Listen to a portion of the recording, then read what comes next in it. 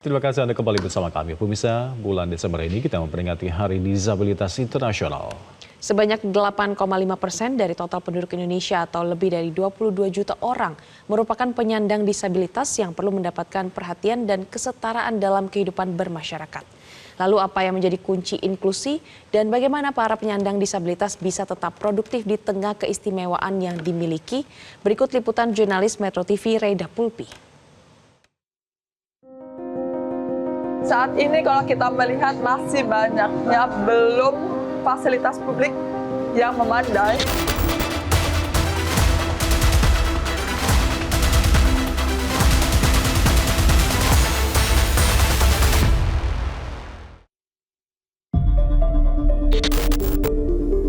Sebagai masyarakat yang memiliki hak yang sama, sayangnya penyandang disabilitas ini masih kerap kali belum merasakan fasilitas yang membuat mereka nyaman seperti pengguna lainnya.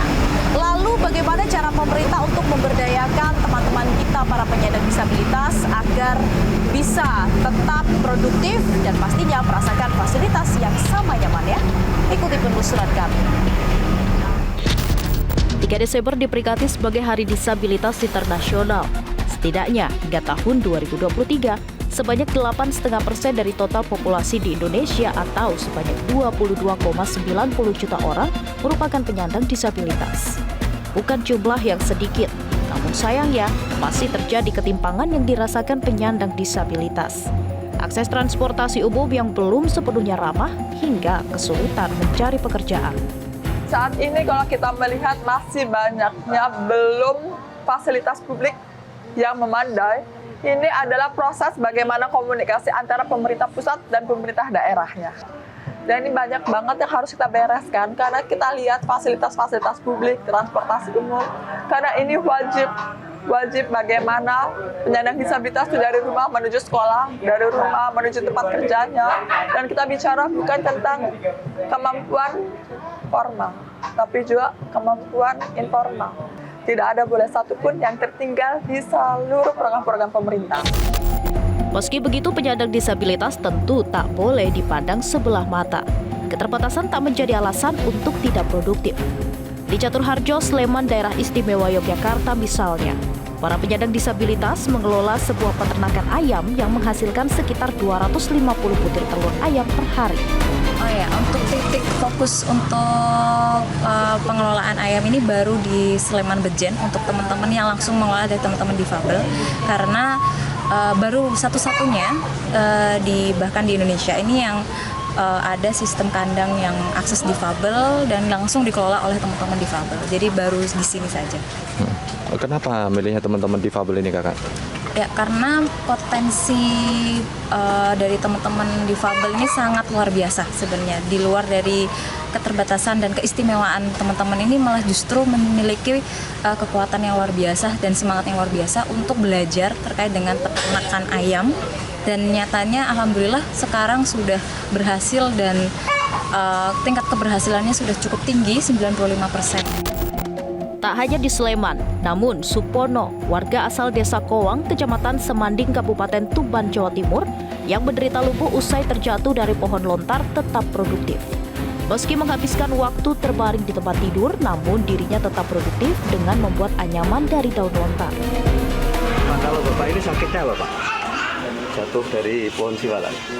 Udah berapa lama itu, Pak? Tahun 99 ya. Oh, udah lama, Pak ya? Ya sudah. Waktu itu kok jatuh, ambil apa itu? Beres siwalan, beres. Oke. Iya. Terus ini buat tumbuh untuk apa ini, Pak? Untuk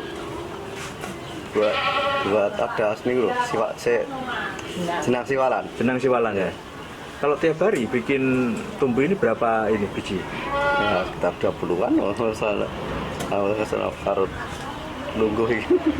Tiap membuat satu biji berapa lama itu, Pak? 10 menit lah. 10 menit ya? Sudah berapa lama, Pak, udah bikinin tumbuh ini? Sekitar setahunan. Tahunan ini ya? Tapi laris, Pak ya? Ya, lumayan. Untuk menghidupi keluarga ya?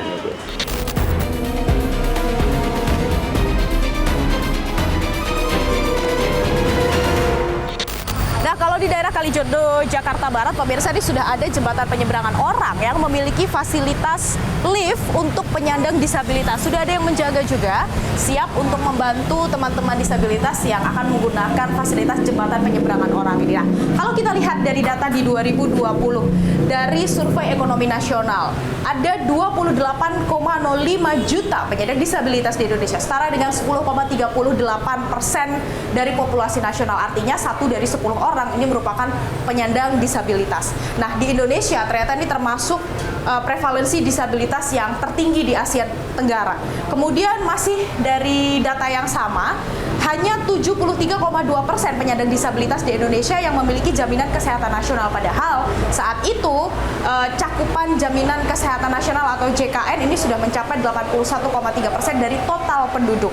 Kemudian isu aksesibilitas ini ternyata juga merambah ke dunia pendidikan. Hampir 30% anak penyandang difabel di Indonesia ini tidak memiliki akses menuju pendidikan.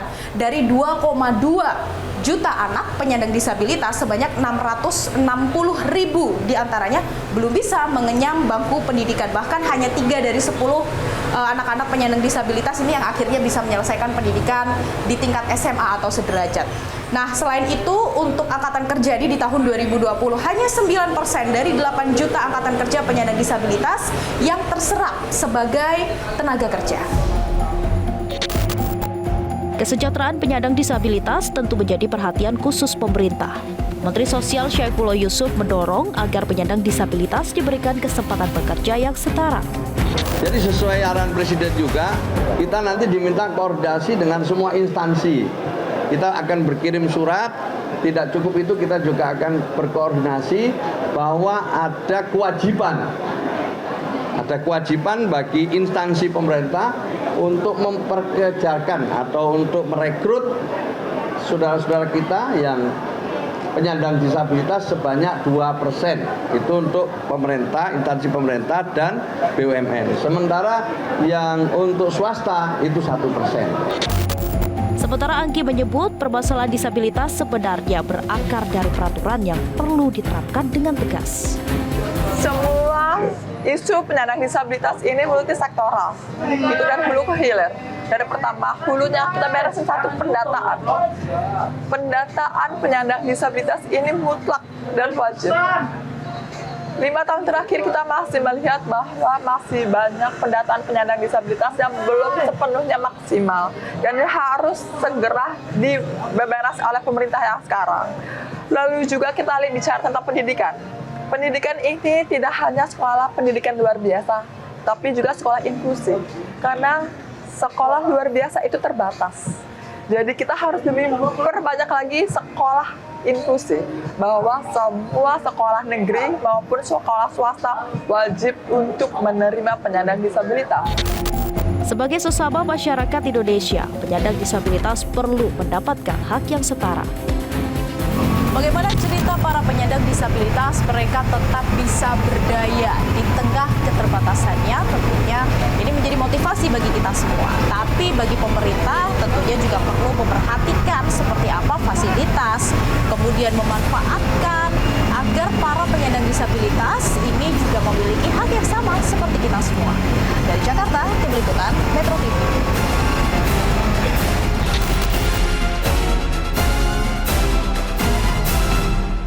Jelajahi cara baru mendapatkan informasi. Download Metro TV Extend sekarang.